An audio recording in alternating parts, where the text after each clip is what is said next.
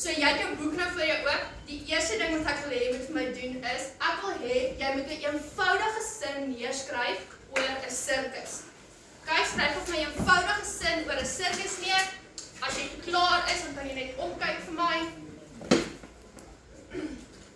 Okay, beautiful. Dankie julle. So, wie wil vir ons sy eenvoudige sin hardop lees? Hande, hande, hande. Okay, jy het teen die blits van lig omgelig. Eben, sê vir ons jou sin. Daar is tiere in die sirkus. Daar is tiere in die sirkus. So, dis 'n eenvoudige sin, basies, een onderwerp, werkwoord en yes. Okay, so, ons gaan nou, wil ek hê, julle moet hierdie sin van hom vat, daar is tiere in die sirkus, en dink vir 'n bietjie, wat kan ons by hierdie sin sit, om meer informasie vir ons oor die sin te gee? So, wie wil 'n kans vat? Anay?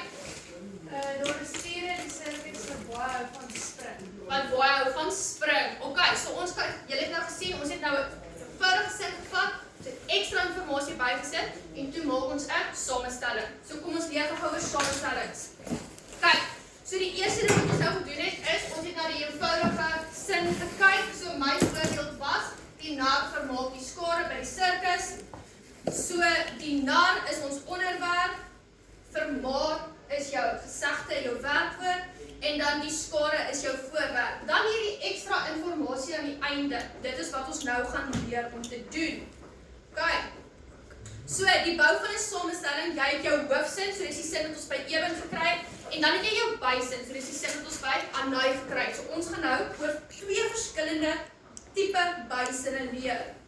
So, die eerste tipe bysin wat ons oor leer, is 'n byvoeglike bepaling. So, om dit nou te doen, al die informasie sê net vir jou, jy moet die woord met na die onderwerp of die voorwerp sit. Kyk, wie kan onthou die voorbeeld wat ek net op die bord gehad het? Wat was die voorwerp gewees? Die nar. Yes, die nar. Kyk, so as ons nou weer na die voorbeeld kyk, sit ons nou die nar met die rooi broek vermaak die skare by die sirkus. Kyk, kom ons kyk na ons tweede manier om 'n byvoeglike bepaler by te sit. Jy gebruik die woord wat. So kan jy onthou wat was die voorwerp in die sin gewees? Die een wat ons, yes! Kyk, die nar. Bly julle fokus.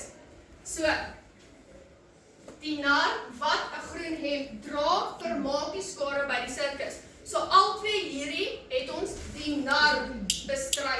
Ons het nou ekstra woorde bygesit om na hom te kyk. Kyk, enige vrae sover? Kyk, dan die volgende tipe bysin wat ons gaan praat oor is 'n bywoordelike bysin. So, hierdie sin beskryf die werkwoord of die gesegde in die sin. So jy moet na die gesegde toe gaan en dan hierdie sin bysit om meer informasie te gee. So wie kan onthou wat was die gesegde in ons voorbeeldsin? Yes. Vermaak, baie mooi. Kyk. So die nar vermaak die skare by die sirkus terwyl die musiek speel. Nou, ons bywoordelike bysin kan vir ons tyd, plek, rede, wyse of frekwensie gee. So jy kan nou gaan bepaal watter een van hierdie tipe sinne is deur na hierdie goed te kyk. So, as ons dieselfde voorbeeld gebruik as voorheen, ons rede omdat die son skyn, ons tyd voordat die vertoning begin, ons doel sodat almal kan lag en ons tyd wanneer die klok lui. Kyk, maak dit sin? Het ons enige vrae? Nee. Kyk. So wat ek wil hê jy moet nou vir my doen is, jy moet nou vir my jou handboek oopmaak asseblief. As jy nie jou handboek het nie, moet jy net by iemand een leen. Kyk, op bladsy 211, aktiwiteit 7. So,